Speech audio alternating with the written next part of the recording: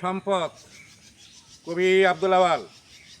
সম্পদ হলেই সমাজে সবাই পাশে থাকে, গরিব মানুষ চিনে না কেউ, সারা দেয় না ডাকে। টাকায় আসে অহংকার, নিজকে ভাবে বড়, মরার পরে এক বিছানায় কিসের গর্ব করো।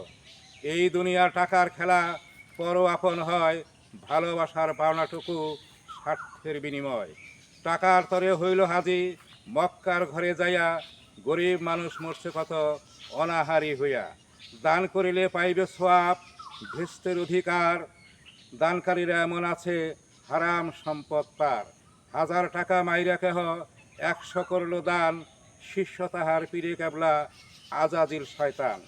গরিব মানুষ কাটছে কবর, ধনী লোকে খায়, বউয়ের মাও শ্রদ্ধাভাজন, ভাত পায় নামায়।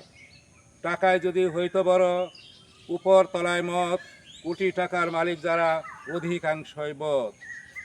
টাকায় কি আর মানুষ থাকে? অধিক টাকা হলে গায়ের জোরে পাহাড় ঠেলে, শুকনায় নৌকা চলে।